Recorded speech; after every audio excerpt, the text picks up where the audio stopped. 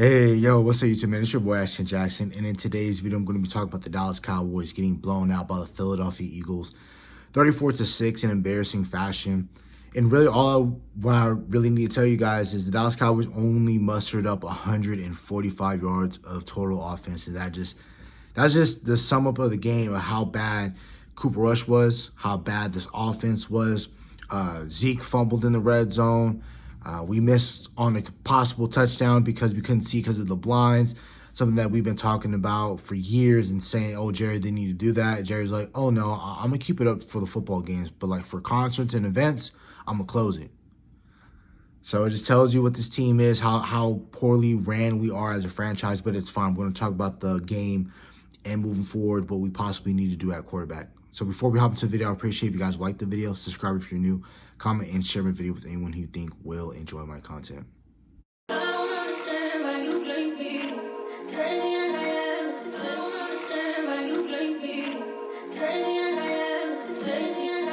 Cooper Rush was 13 of 23 of 45 yards. I was told, a little birdie told me, and what I was hearing in these Twitter streets was that once Cooper Rush comes in, that this team might actually look competent. We might be able to move the football, and we might be able to be a better team. We might actually be going to run, is what I was hearing, because everyone that despises Dak Prescott said, hey, Cooper Rush is going to come in and be a hell of a lot better. He was 13 of 23 or 45 yards for the entire game.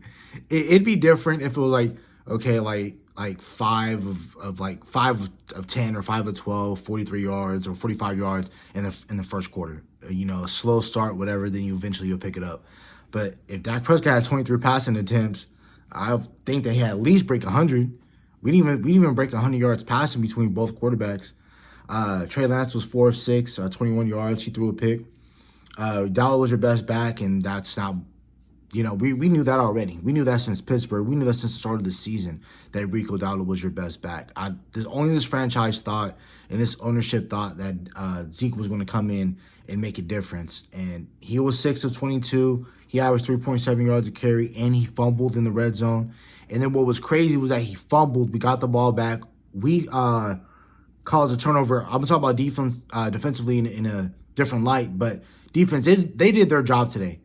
Prayers up to DeMarvin Overshown. I know he did suffer an injury early on in the game. Not early on in the game, but later in the game, like second half, he suffered an injury, a non-contact injury. Prayerfully, it isn't bad, but if it's another ACL, man, I don't know what he's going to do. I mean, obviously he's going to come back, he's going to recover, but how is he going to look? Because he looked hell of explosive this go around, right? And that was coming off of an ACL tear. What does he look like possibly coming off a second ACL tear? But again, offensively, you couldn't do anything. Jake Ferguson was 4 of 24. CD was 6 of 21. Jalen Tolbert was 3 of 14. Again, talk about it defensively. DeMarvin Overshown, just got done talking about him. He had 8 tackles. He had 2 sacks in today's game. I was really proud of him. Kendricks, Kalen Carson, they can't play NFL football. Neither can Donovan Wilson. Eric Kendricks, he can play NFL football, but he just can't start for you. If he's your second unit linebacker in a blowout like this, you want to put him out there, depth purposes, that's what Eric Kendricks is made for. Eric Kendricks is not made to be a guy that starts at your Mike linebacker for the foreseeable future. So if I'm Dallas, knowing already that you're going to fall to 3-6, put in Maris Lewifile, have him be green dot dude, have Kendricks, either you can cut him, you can healthy scratch him, do what you want, but I felt like green dot guy moving forward should be Maris Lewifile, and Damone Clark should be starting a lot more football games moving forward. Kalen Carson, burnt toast. He was getting burnt all day today. Every single big play that was caught, it was on him.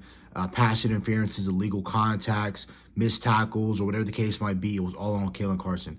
I understand that he's a young corner and he's getting lambasted out there, but he needs to pick it up. But again, it's just a down year overall. I mean, I can't get too upset at him. It's just where we're at right now, right? Mike Parsons had a hell of an impact coming back. That's the 11 that we need to see moving forward, no matter what the circumstances. He needs to come in and make plays, and he did that today. Forced a fumble, got 2 sacks. I was proud of Michael Parsons. Nothing ceases to amaze me about Michael Parsons. I feel like he's going to get paid $35 million, $40 million a year. Next year, he's going to be your third highest paid player on the roster. Or if he has a hell of a season moving on and the Dallas Cowboys feel like we have way too many holes and we're not going to do anything in free agency, why hold up our cap space by having a $45 million player and holding up our cap? Let's just trade him. I think if the Dallas Cowboys want to, I think they could possibly get a haul for Michael Parsons if he finishes the year really well. I don't want to trade Michael Parsons. I feel like if we were in a better state right now, I would love to keep Michael Parsons, right? Because Michael Parsons showed you in the past 3 years, ever since he's came into this building, that he's a difference maker and that he's a hell of a player. He's a generational type of player. But Michael Parsons will never. I feel like if we can get a haul from him, like 3 first-round picks, 2 first-round picks, if we can garner that, because our front office is trash and we can't trade for players, or we can't trade away players and we can't trade for players properly. So if Michael Parsons, if we can garner at least 2 first-round picks, I think our offense and our team will be a little bit better going down the line. But man, if we can get 3 first-round picks from Michael Parsons and we can just rebuild this thing, I think we can be a little bit better down the line. Understanding that we won't be able to replace Micah, but if we're able to get 3 first-round picks and 2 of those 3 first-round picks you'll be picking in the top 5 in each of those 2 draft classes this one and possibly next year, if you were to trade Micah, because how bad your defense will be, then, that's pretty much it. I mean, defensively, we did our thing today for the most part. Jalen Hurts was 14 of 20, 202 yards, 2 touchdowns through the air, 2 touchdowns on the ground. He had a fumble and an interception, so he played very pedestrian today as well. He didn't have a hell of a game, in my opinion.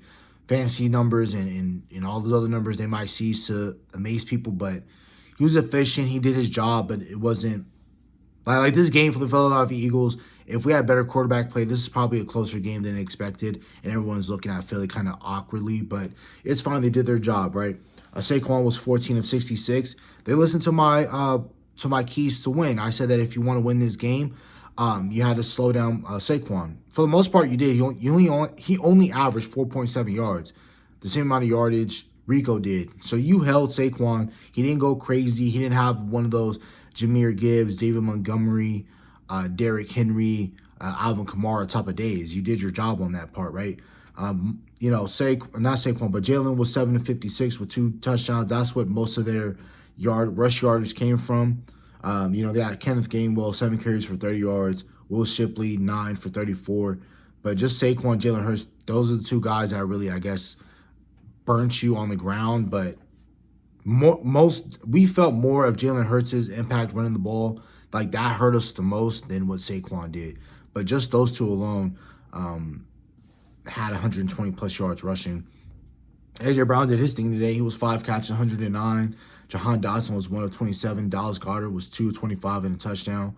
Devontae Smith had 2 catches, 14 yards. He was quiet. Again, the secondary, for the most part, did their job. Any single time that they wanted a big play, they went to Carson. Trayvon Diggs got his interception today. He did a really good job today as well defensively. There was no gripes with me about him at all. Johnny Wilson caught his rookie out of Florida State, 6'7". He caught a touchdown on Jordan Lewis, but that was a mismatch, and plus we couldn't get home on Jalen Hurts, so he was back there tapping the ball about 15 times, and he was patting the ball.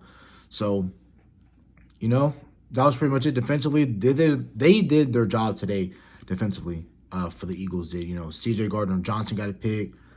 Jalen Carter was disruptive. Milton Williams got a sack. Bryce Huff got a sack.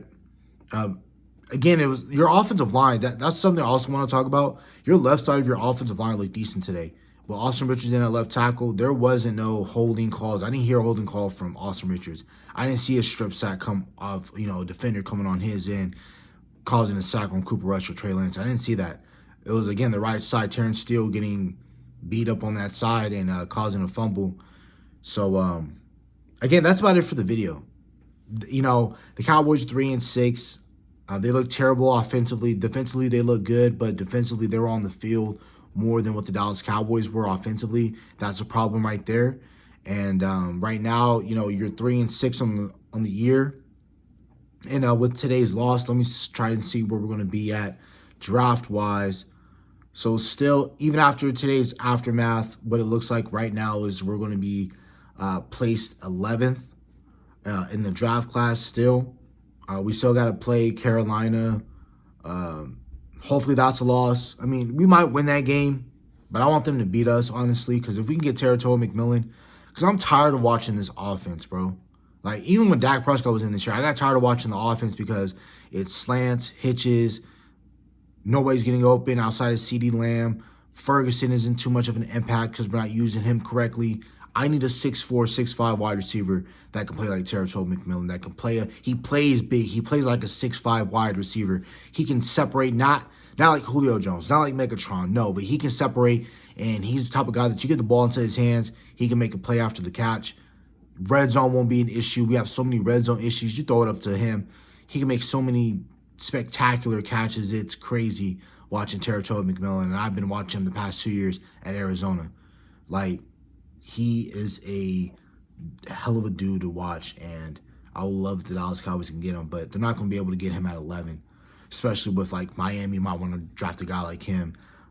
Yeah, they might be looking defensively, but, Jacksonville, they got the number 1 pick. Giants got the 2nd pick. Tennessee got 3rd overall. Cleveland got 4. Vegas got 5. Miami got 6. New England got 7. New Orleans has 8. Jets has 9. Carolina has 10. Those are the 10 people that are drafting in front of you right now currently. I would say Cleveland, Vegas wants a quarterback. Tennessee, I don't think they're going to get a quarterback necessarily right now, but if they can get Cam Ward, I'm pretty sure they would take Cam Ward, but I don't see Cleveland trying to jump them. Vegas, they need a quarterback desperately. But again, the quarterback class this year isn't outstanding. It's going to be between Shador and Cam Ward. What does Quinn Ewers look like in the playoffs or to finish out the rest of the college football season? We'll see. We need a lot of these quarterbacks to start playing a little bit better. Jalen Milroe, that's another quarterback that's probably going to be picked high. So, Dallas Cowboys keep losing games. We keep losing games. We get this top 5 pick. If we don't win another game from here on out, we're probably going to be picking in the top 5 and top 10 preferably. And we'll get that game-changing player that we desperately need, whether it's Mason Graham from Michigan, whether it's Ashton Genty, whether it's Travis Hunter, whether it's Territory McMillan, whoever the case might be. I think that anybody that we really pick in the top 5, top 10 will be better than whoever we have on this roster. Outside of maybe if we draft the receiver, won't be better than CD, but he'll be our best receiver outside of CD. If we get Mason Graham or any defensive tackle high, he's probably going to be better than Mozzie, Osa, all those guys combined. We get Travis Hunter, we can move Bland into the slot. If not, we can move Bland for sure and try to garner another first-round pick if we were to trade Mike or whatever the case might be. I think that we need to start trading away players next offseason. And that's about it for the video. Hope you guys have a nice day. Stay safe, stay blessed. Bye.